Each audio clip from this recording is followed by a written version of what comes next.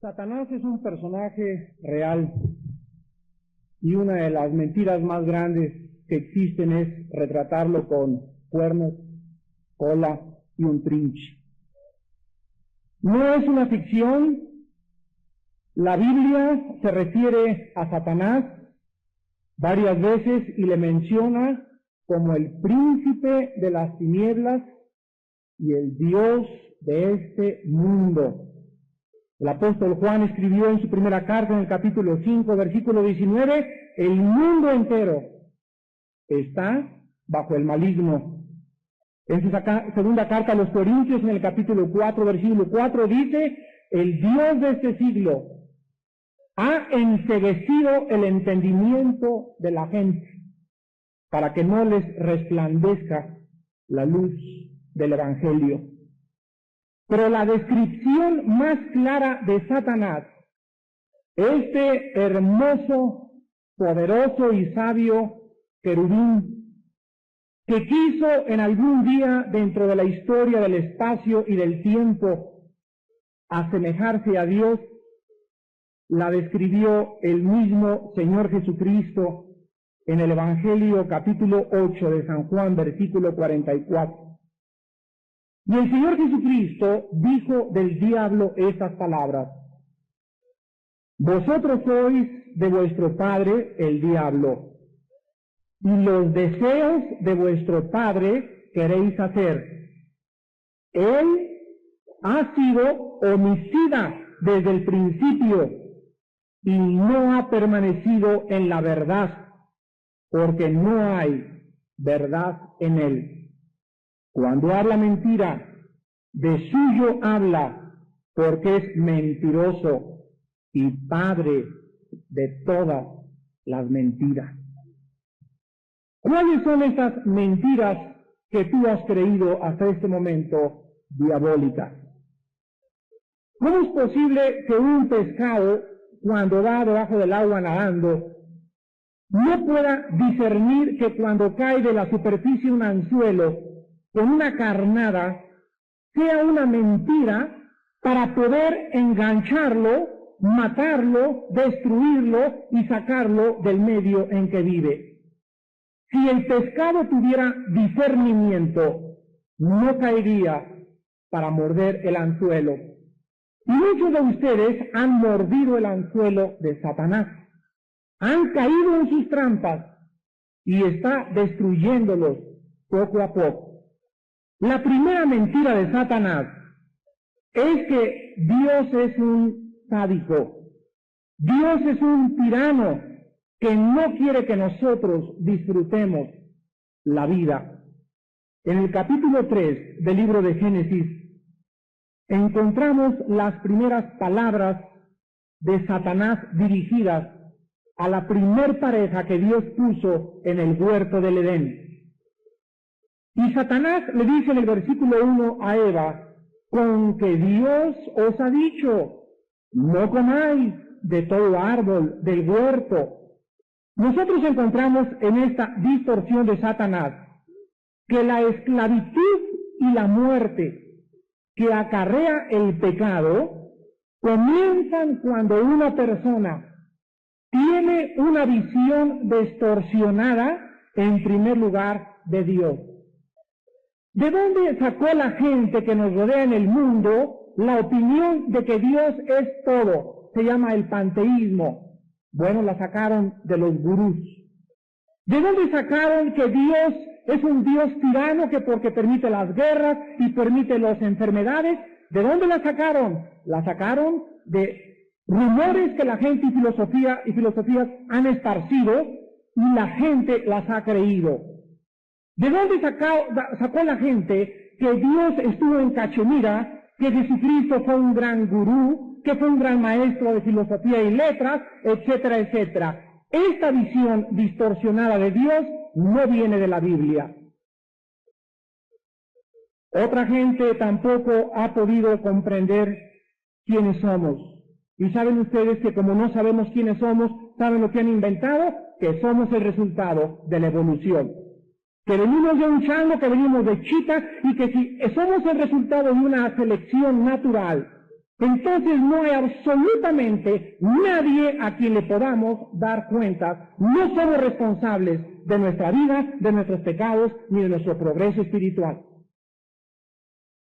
La primera mentira que lanza Satanás al ser humano es: ¿de veras Dios ha dicho? No le crean a Dios, no es cierto que ustedes van a morir. ¿No se dan cuenta que Dios lo que quiere es privarlos de las diversiones de la vida? El diablo realmente nos sugiere que Dios es un tirano, que Él es un sádico y que quiere impedirnos disfrutar de las cosas que la vida nos da. En el huerto del Edén, en el capítulo 2 del libro del Génesis, versículos 16 y 17, Dios puso una sola restricción al hombre. Escuchen esto, una restricción contra cientos de permisos. Y la única restricción que Dios le puso al hombre fue la siguiente: y mandó Jehová Dios al hombre diciendo: de todo árbol del huerto podrás comer, mas del árbol de la ciencia del bien y del mal no comerás, porque el día que de él comieres, ciertamente morirás. Esta era la fórmula moral del Edén. Una prohibición contra cientos de permisos, y la gente ha creído la mentira de Satanás. En nuestra época la gente comienza a decir: ¿por qué nosotros debemos abstenernos de esto y de aquello si Dios lo ha creado? Y vean ustedes los ejemplos.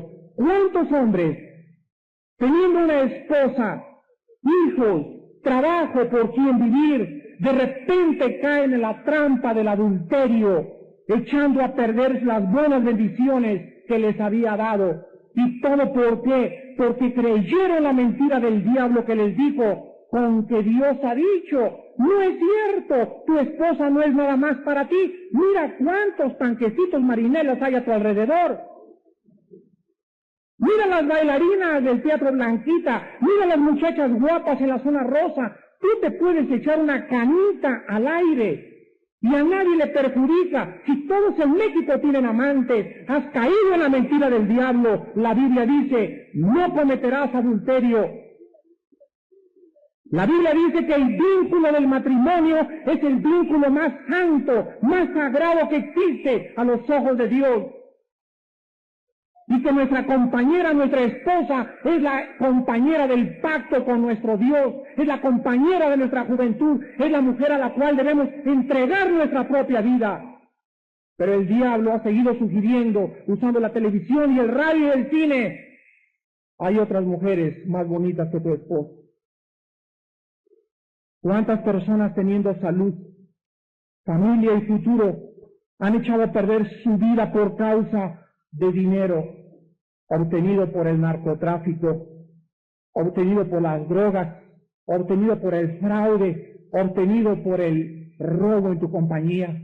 ¿Y todo por qué? Porque creyeron la mentira del diablo que les dijo: con que Dios ha dicho que ganarás el pan con el sudor de tu frente. No es cierto. Si tú robas y cometes fraudes y te metes al narcotráfico o evades impuestos, tendrás dinero. Escúchenme muy bien, caballeros. Siempre la mentira de Satanás a corto plazo reditúa beneficios, pero nunca a largo plazo. Sí es cierto que puedes enriquecerte rápidamente, no hay la menor duda al respecto, pero a la larga, la Biblia dice: tus pecados te tienen que alcanzar. La paga del pecado es la muerte, mas el regalo de Dios es vida eterna en Cristo Jesús. ¿Y cuántos jóvenes, teniendo un futuro, estando en la escuela, en la universidad, en la preparatoria, estando en la víspera, en la antesala de su tesis, embarazan a su novia y frustran su carrera y se tiene que meter a trabajar, y la muchacha se tiene que meter a trabajar y se embaraza a los 16, 17 años de qué? ¿Y todo por qué? Porque creyeron la mentira diabólica que les sugería: pueden tener relaciones sexuales antes de casar. La Biblia dice: no cometerás inmoralidad. Rechazar lo que nos es permitido y escoger lo prohibido sigue siendo la principal característica del ser humano. El diablo nos hace creer que el pecado es divertido. El otro día llegaron 2 niños de 8 y de 9 años de edad y le contaron a un consejero que estábamos nosotros mandando a entrevistar para que estos niños pudieran tener el conocimiento de la palabra. La niña de 8 años le dijo a nuestro consejero espiritual: mi hermanito me hace cosas chistosas en la noche y muy divertidas. Y le pregunta el consejero a la niña de 8 años y le dice: ¿quién te dijo que es divertido? Y dice: cuando entro al cuarto de mis papás, veo muchos desnudos y mi papá y mamá se ríen. ¿Verdad que es divertido el sexo? Estas mentiras de Satanás, estas cosas que son chiste aparentemente y que son divertidas, algún día marcarán la vida de tus propios hijos. La Biblia no tiene ese concepto de que el pecado es divertido. La Biblia dice que el pecado lleva a la muerte, a la destrucción, y nos lleva a perder nuestra relación con Dios. El pecado no es divertido, el pecado le costó la vida al Hijo de Dios en una cruz. La segunda mentira de Satanás es que Dios es un mentiroso. No le crean a la Biblia. Satanás le dice a Eva: con que Dios os ha dicho. Vean ustedes que el primer ataque satánico contra los seres humanos es hacerlo dudar de la veracidad de que Dios había hablado. ¿Saben ustedes que la Biblia es el primer libro que se tradujo de la Septuaginta, del hebreo al griego en la Septuaginta? ¿Saben ustedes que la Biblia es el primer libro en haber sido impreso en la imprenta de Gutenberg? ¿Sabían ustedes que la Biblia es el libro que contiene los registros más antiguos de historia, geografía, antropología, paleontología, psicología, historia y todas las ciencias que te puedas imaginar? ¿Sabían ustedes que la Biblia es el libro más traducido, más leído, más admirado, pero más atacado de todos los que existen en el mundo de la literatura? ¿Cuándo han visto ustedes que se ataque al libro de Buda, al Maharinivana Sutta, o al Bhagavad Gita, o al Ramayana, o al Popo, a los Vedas? Pero la Biblia es el objeto más controversial de los periódicos, de las críticas y de las personas que no la conocen. ¿Saben ustedes por qué la atacan? Porque no la conocen. ¿Cómo la van a conocer si, como dijo Joaquín Capilla, la prohibieron 18 siglos? Yo recuerdo cuando era un niño que ahí estaba la Biblia en mi casa y tenía un candado. Y cuando me acercaba y le decía a mi papá: es que, ¿por qué? Es un tabú, no la puedes tocar, es que nadie la puede leer. Hasta el Segundo Concilio Vaticano, en 1961, cuando el Papa Juan XXIII, por primera vez en la historia, escúchenme, por primera vez en la historia, abre la Biblia. Y ahora la Iglesia Católica, gracias a Dios, comienza a leer la Biblia y hay miles de católicos y de protestantes y de todas las religiones que se están convirtiendo y están comenzando a descubrir que una cosa es ser religioso y otra cosa es ser cristiano. Veamos nosotros las alternativas diabólicas a la verdad de Dios. Primero, Satanás nos sugiere que no existen prohibiciones en la Biblia. Acuéstate con tu novio, te dice. Acuéstate con tu novia, vive como quieres, nada más vete a una iglesia, hazte socio como si te hicieras socio de un club, de 10 a 11 cumple y vas camino al cielo. Vean ustedes que después de que tú crees esto, comienzas realmente a creer que la Biblia no tiene importancia. Y entonces pasa lo siguiente: cuando una persona rechaza la verdad, acabará creyendo cualquiera de estas filosofías.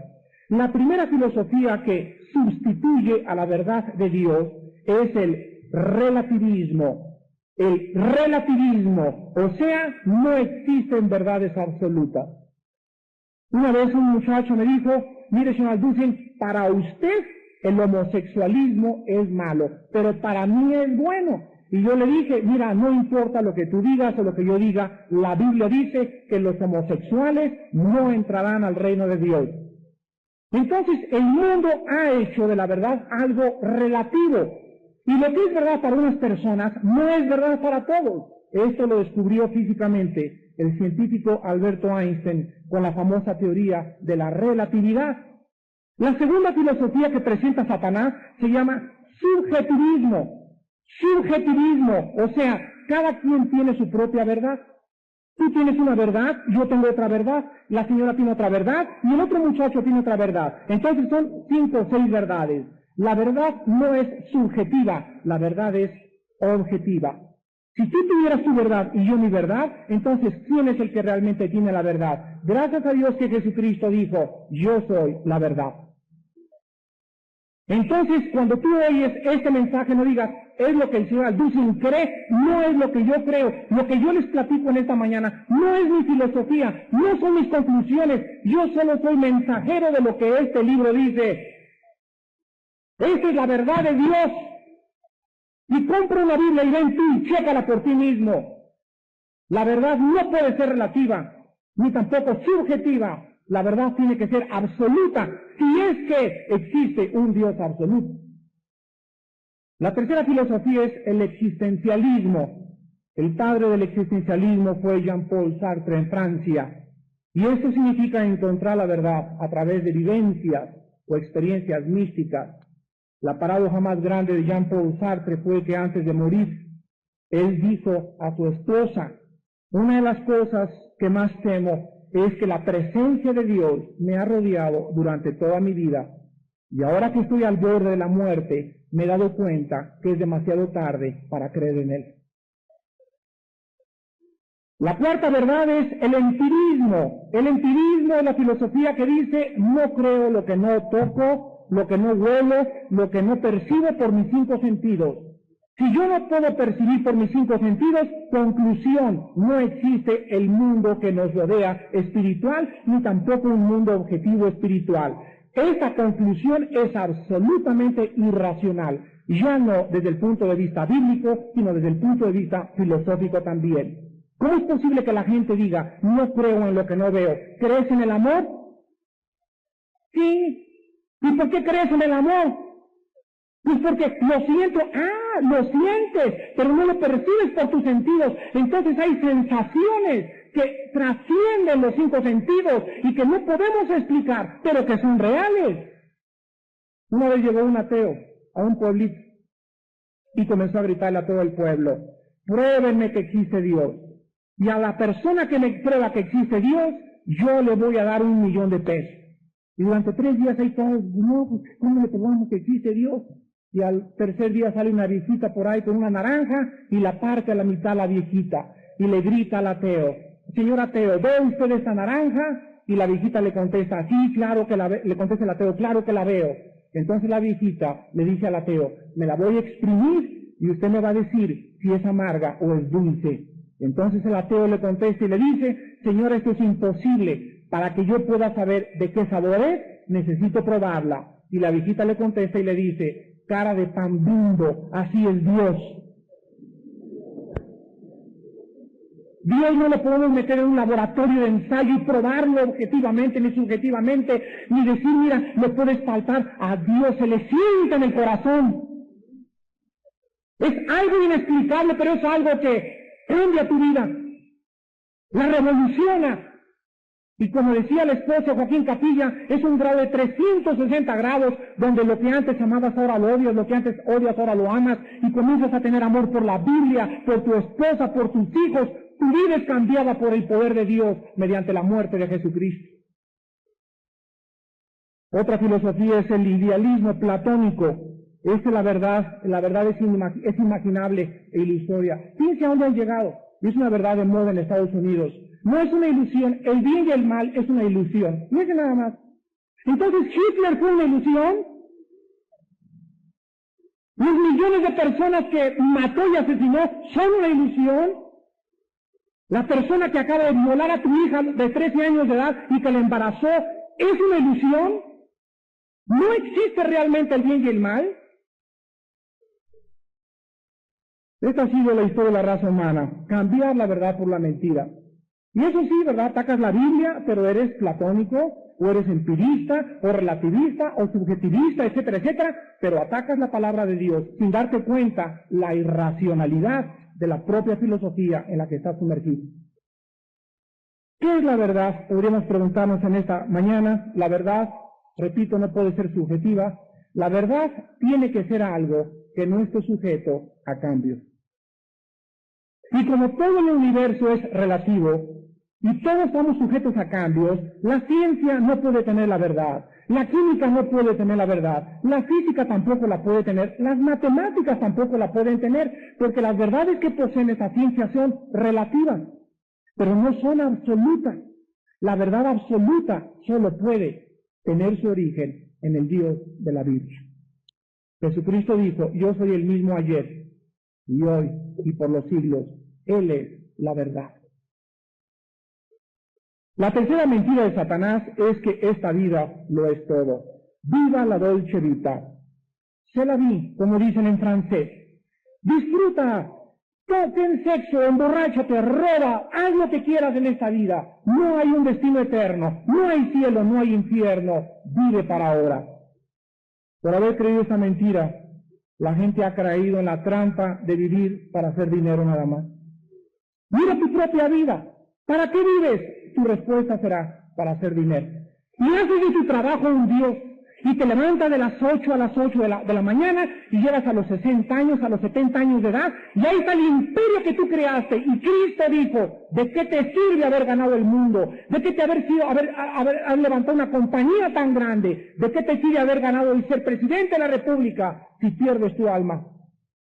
¿Qué no se dan cuenta, señores, hombres de negocios, que la vida no lo es todo en la vida para vivir, hacer un burro de carga? Hay gente que yo conozco que hasta el domingo trabaja. Han hecho del trabajo un Dios tan grande que ni tiempo tienen para sus hijos y para su esposa. Y lo único que hacen es trabajar y explotar a los obreros y ser negreros, porque lo único que quieren ellos es dinero y poder. Algún día todo tu trabajo y tu compañía y todo lo que has almacenado se desmoronará. Y Jesús dijo, la vida del hombre no consiste en la abundancia de los bienes que posee.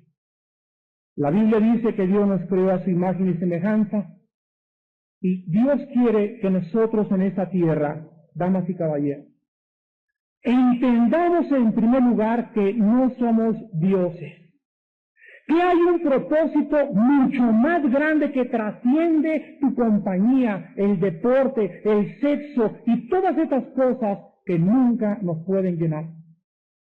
Dios quiere que tú descubras que fuimos creados para Él. No somos animales, tenemos un destino eterno y Jesucristo habló de un cielo y de un infierno. Y tú tienes que comprender eso y reflexionar y detenerte en esta mañana y comprender que no eres un animal, no eres un burro de carga, ni un oso para dormir todo el día o vivir del placer. Dios quiere que nosotros comprendamos que Él es Espíritu y que Jesucristo, su Hijo, extendió sus manos en el Calvario para que nosotros comprendiéramos que Dios nos ama y nos quiere perdonar y quiere rehabilitarnos y restituirnos a la vida que Él diseñó originalmente para nosotros.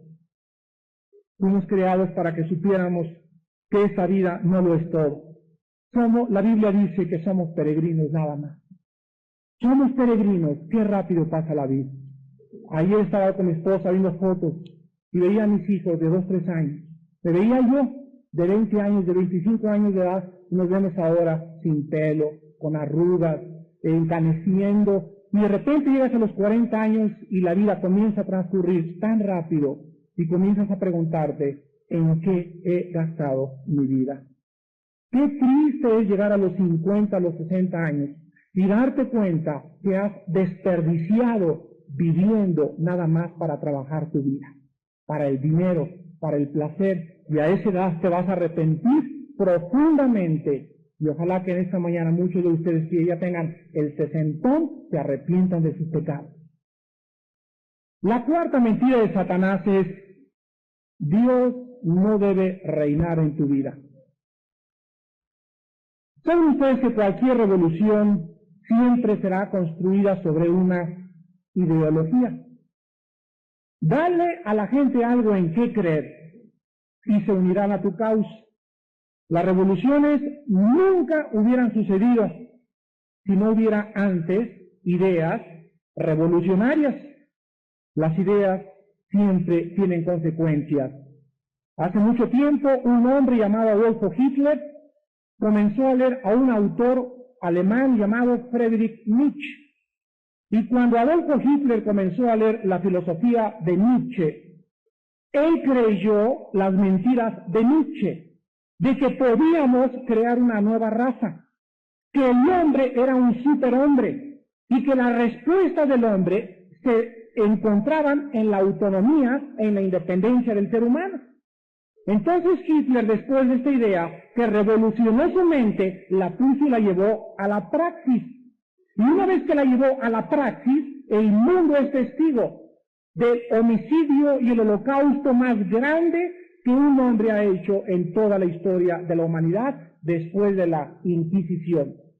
Matar a millones de personas con el objetivo y la filosofía de decir, los medios justifican el fin. Esta filosofía es una idea diabólica. Así actúa Satanás. Satanás usa hombres como Hitler, como Jim Jones, como Benito Mussolini, etcétera, etcétera, para sembrar ideas. Las ideas las absorbe la gente que no conoce la Biblia, las ideas conforman parte de tu personalidad y comienzas a vivir de acuerdo a lo que crees, porque es lógico que te comportes de acuerdo a lo que creas. Dime tu filosofía y te diré tu moral. Si tú crees que es relativo todo, si tú crees que el sexo no tiene ningún castigo delante de Dios, pues eres una persona degenerada. Si crees que venimos del chango, te portas como chango. Dios, dice la Biblia, es el Señor y el Rey de Reyes. Y la Biblia nos muestra que el ser humano ha tratado de seguir la mentira de Satanás. Y en esta mañana te pregunto, ¿quién gobierna tu vida? Y me vas a contestar, yo soy el rey, el yo. Yo pongo mis reglas, yo digo lo que es bien, yo digo lo que es mal, yo tomo a mí no me importa la opinión de Dios, y en ese momento comienzas a desbancar a Dios y comienzas a gobernar tu vida, gobiernas tu familia y gobiernas tu negocio de acuerdo a tu filosofía y no de acuerdo a la palabra de Dios. Y la última mentira, y la más grave de todas, es la que dice, no le creas a Dios, serán como Dios, sabiendo el bien y el mal. La quinta mentira de Satanás, y la que han creído muchos de ustedes, es que somos dioses. Y el diablo nos sugiere lo siguiente, que tú no necesitas a Dios en tu vida, número 1. Número 2, que tú puedes poner las reglas para vivir en tu vida. Número 3, que tú puedes estar casado, tener hijos y tener un negocio sin tomar en cuenta el consejo de Dios. ¿Será cierto que el mundo ha creído esa mentira? Claro que sí. Vean ustedes la historia. Número 1, Sodoma y Gomorra. Hace miles de años en el pasado hubo un pueblo que creyeron que el sexo era todo. Y en Sodoma y Gomorra creyeron que el sexo era todo y comenzaron a tener relaciones sexuales antes de casarse, hombres contra mujeres. Después los hombres, ¿qué creen que les pasó? Se cansaron de las mujeres. ¿Qué creen que les pasó a las mujeres? Se cansaron de los hombres y entablaron relaciones homosexuales y lesbianas. Y en Sodoma y Gomorra llegó el grado en la que los hombres levantaron un dios y a ese dios le pusieron el dios del sexo, la diosa del amor. Y vean ustedes ahora nuestra sociedad. ¿Por qué creen ustedes que las muchachas se ponen minifaldas? ¿Por qué creen que se visten las mujeres con el escote hasta acá? ¿Por qué creen que se mueven como licuadoras en la zona rosa las mujeres?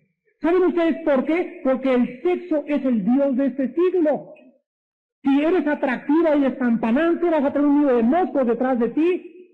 Y el sexo se comienza a adorar, y se ahora inyecciones de cera, inyecciones para que crezca el busto, inyecciones de eso, del otro. Ahora los hombres también, ¿quién se canta estas cosas? Hacen hasta chinos, se hacen en la cabeza. Tenemos también la Torre de Babel, los hombres creyeron que podían alcanzar el cielo. Vamos a construir una torre, y erigieron una torre, y cuando trataron de alcanzar el cielo, Dios confundió los lenguajes. En tercer lugar tenemos el diluvio universal. Los hombres creyeron que podían burlarse de Dios. 120 años Noé predicó, arrepiéntanse, no son animales, el día de la paga se acerca, Y los hombres, ja, ja, ja, no nos hagas reír, y Noé clavando todos los días el arca, y construyendo su arca, y por 120 años, y llegó el momento que las puertas del arca se cerraron, y comenzaron a caer gotas del cielo, y los hombres se dieron cuenta que era verdad, que el juicio se acercaba, y comenzaron a gritarle, Noé, Noé, ábrenos la puerta. Y saben una cosa, no es cuando tú quieres, es cuando el Espíritu te dice, ven a mí. Si oyeres hoy su voz, no endurezcas tu corazón. ¿Cuántos de ustedes en esta mañana posiblemente tengan la última oportunidad de haber escuchado que tienes que arrepentirte de tu vida y de tus pecados? Tenemos también los Césares romanos, se creyeron dioses. Friedrich Nietzsche dijo, Dios está muerto. Él se hizo Dios, se burló de Dios y no murió como un Dios. Friedrich Nietzsche murió como un animal loco y degenerado homosexualmente. Él que había dicho que era Dios y que Dios estaba muerto, se equivocó, porque el Dios que estaba muerto era Él y no el Dios de la Biblia. Damas y caballeros, ¿a quién creemos en esta mañana? ¿A quién quieres creer, la mentira o la verdad de Dios? ¿Has creído tú alguna de esas mentiras diabólicas de Satanás? ¿Sabes tú que no somos dioses porque no nos creamos a nosotros mismos? ¿Sabes tú que tú necesitas a Dios profundamente en tu vida, en tu matrimonio, en tu escuela, en tu juventud, en tu niñez, jóvenes que me escuchan? ¿Saben que sin Dios, Cristo dijo, separados de mí, nada pueden hacer? ¿Por qué? Porque no somos dioses, ni somos independientes, fuimos creados para Él. Y hasta que hagas la paz con Él, no podrás encontrar la paz con Dios. La Biblia dice en 1 de Juan capítulo 5, versículo del 10 al 12, el que cree en el Hijo de Dios tiene el testimonio en sí mismo. El que no cree, a Dios le ha hecho mentiroso, porque no ha creído en el testimonio que Dios ha dado acerca de su Hijo. Y este es el testimonio, que Dios nos ha dado vida eterna, y esta vida está en su Hijo. El que tiene al Hijo tiene la vida, el que no tiene al Hijo de Dios no tiene la vida. En esta mañana tú solamente tienes dos opciones, no hay un término medio. Si crees en Cristo, tú le entregas tu vida, y le entregas tu familia, y le entregas tu negocio, y le amas con todas las fuerzas de tu mente, de tu alma y de tu corazón. Pero no me digas, creo en Cristo y vivo haciendo lo que me da la gana. No digas, soy católico, soy protestante, y tienes tu amante, y tienes todo el día para trabajar, y no ni siquiera estudios bíblicos tomas, porque el trabajo es tu Dios. No digas que eres cristiano, porque te conviertes en un mentiroso. Si Cristo es Cristo, adórale. Si Baal es Baal, vete con tus falsos dioses. Sigue con tus falsas filosofías, y algún día vendrá la hora de la verdad. El día en que los muertos oigan la voz del Hijo de Dios. Los que la oigan vivirán para resurrección eterna, y los que no la oigan resucitarán para condenación eterna. Hoy que estás vivo, hoy que es un día precioso y asoleado, detente por primera vez y entrégale en esta mañana tu vida al Hijo de Dios. Los pasos satánicos son los siguientes. Número 1, el diablo nos sugiere, Dios es un tirano. No quiere que disfrutes la vida. Tú lo comienzas a creer y le llamas mentiroso. Número 3, te comienzas a volver materialista, viviendo solo para tu trabajo. Número 4, sacas a Dios de tu vida y dices, no quiero que reine mi vida. Y número 5, has mordido el anzuelo. Te has creído Dios. Ojalá que en esta mañana muchos de ustedes, por primera vez en su vida, tengan un encuentro con el Hijo de Dios, que estiró sus manos en una cruz hace 2000 años. Y en esa cruz, Él gritó y dijo, Padre, perdónalos, porque no saben lo que hacen. La Biblia dice que la salvación es por la muerte de Jesucristo. Que si Jesucristo no hubiera muerto, Dios no nos hubiera podido perdonar. Porque el perdón no es por merecimiento, ni porque Dios te tenga lástima. ni porque hayas sufrido mucho en la vida. El perdón tiene una base judicial, la muerte expiatoria de Jesucristo. Si el perdón fuera por las buenas obras, o por las peregrinaciones, o por portarte bien, ¿para qué murió Cristo?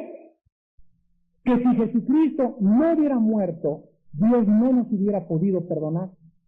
Porque el perdón no es por merecimiento, ni porque Dios te tenga lástima, ni porque hayas sufrido mucho en la vida. El perdón tiene una base judicial, la muerte expiatoria de Jesucristo. Si el perdón fuera por las buenas obras, o por las peregrinaciones, o por portarte bien, ¿para qué murió Cristo? Dios nos hubiera dicho, pues hagan lo mejor que puedan y nos vemos en el cielo. Pero la Biblia dice, sin derramamiento de sangre no hay perdón de pecados. Cristo muere en la cruz por ti y por mí. Él que no conoció pecado, por nosotros se hizo pecado, para que nosotros fuésemos hechos la justicia de Dios en Él. Y Dios muestra su amor para con nosotros, en que siendo aún pecadores, Cristo murió por nosotros. Tú en esta mañana lo único que tienes que hacer es creer nada más. Creer con todas las fuerzas de tu corazón que Él es el Salvador, que Él es el mejor doctor, el mejor psiquiatra, el mejor psicólogo que necesitas. Él es el que puede llevar tu alma a la presencia de Dios. Y tienes que arrepentirte de tus pecados y entregarle tu vida al Hijo de Dios en esta mañana. Les pido que por unos instantes inclinemos nuestras cabezas mientras tenemos unos momentos de reflexión. No hay ninguna persona en esta mañana que haya venido por accidente a esta conferencia, ni tampoco por suerte, porque tú tenías en el amor y misericordia de Dios una cita para escuchar la palabra de Dios. En esta mañana que Dios te ha traído y en el cual tu corazón está totalmente preparado por el Espíritu Santo, no salgas de este salón creyendo todavía las mentiras diabólicas. Cree en el Hijo de Dios y tendrás la vida eterna.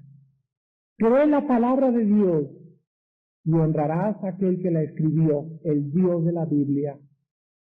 Ven a la palabra de Dios y encontrarás que la verdad te hará libre. La verdad te libertará y la verdad te llevará al camino de la vida. ¿Qué tengo que hacer? Me preguntarás en esta mañana para comenzar a creerle a Dios. Para salir de esta mañana cambiado y transformado por el poder de Dios. Lo primero que tienes que hacer, la Biblia dice, arrepiéntanse de sus pecados. Arrepiéntete de que tus pecados han ofendido a Dios.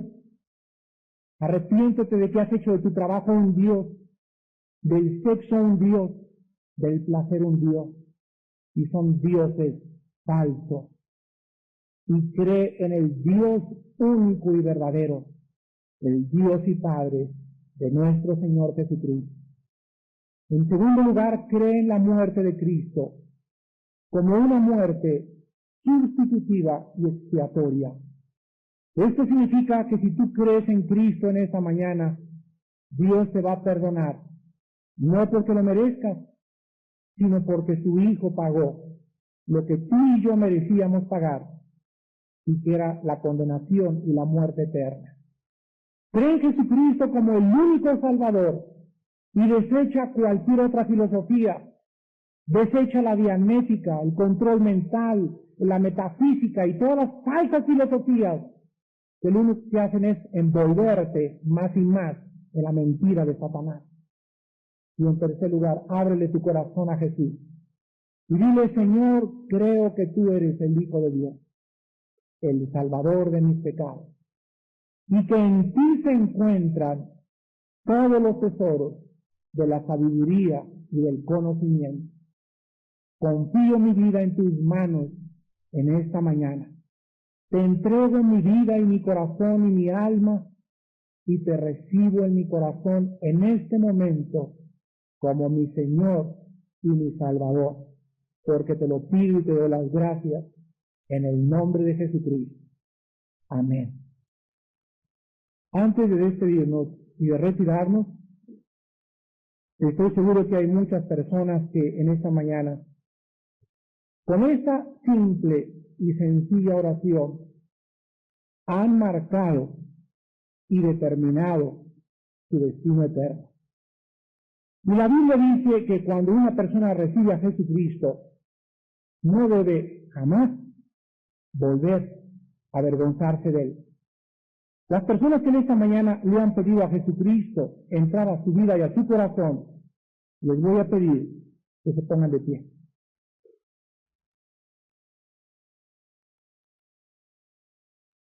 Ahí desde tu lugar, en donde quiera que estés, ponte de pie si en esta mañana le has pedido al Hijo de Dios entrar a tu vida. La Biblia dice, no te avergüences de mis palabras. Él no tuvo vergüenza para colgar de una cruz.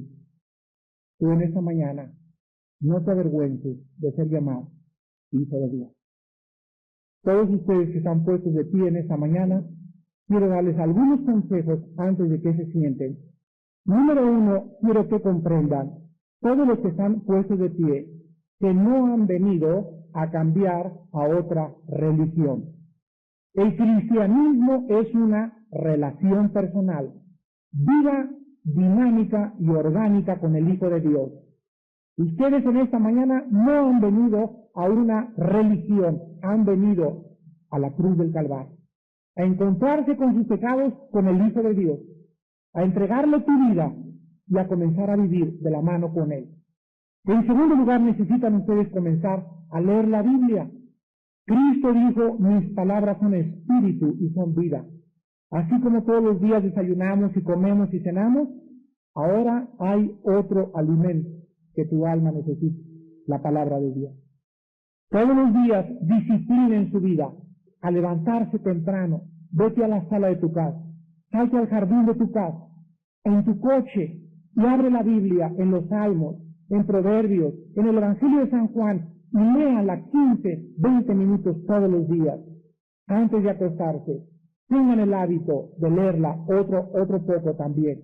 Mientras ustedes ven pasar el tiempo, la palabra de Dios va a entrar a su alma, va a limpiar sus pensamientos, va a cambiar tus teorías y tus filosofías y tus especulaciones y va a renovar totalmente tu mente. Y vas a comprender las profundidades que solo el Espíritu de Dios nos puede revelar. En tercer lugar, comiencen a platicar con Dios. Esto se llama orar. Orar es platicar con Dios, es ahorita agarrarle a tu esposa la mano, ahí en el estacionamiento, en el coche, antes de comer, y decirle, Padre Santo, te damos gracias porque has entrado a nuestra vida. Te hemos recibido, no nos hemos avergonzado de que tú moriste en nuestro lugar, y te pedimos por nuestros hijos, te pido por mi trabajo, te entrego mi trabajo. Orar es contarle a Dios, expresarle a Dios todos tus sentimientos y vivir para Él de aquí a la eternidad. Y en último lugar, hablen de Cristo a la gente. Miren nada más cómo está el mundo a nuestro alrededor. Es un mundo agnóstico, ateo, escéptico, porque no conocen la Biblia. Platiquen ustedes a la gente de Cristo. Díganles, Cristo vive, Cristo resucitó, Él es mi Salvador y ha entrado a mi vida. Te invito, ven, vamos a un estudio bíblico y comiencen ustedes a estudiar la palabra de Dios. Y hermanos que están parados, ustedes han entrado a la familia de Dios en esta mañana y Dios les da el poder de ser llamados hijos e hijas del Dios del Cielo. Que Dios los bendiga, que su paz sea con ustedes eternamente y Él ha prometido jamás volver a desampararlos.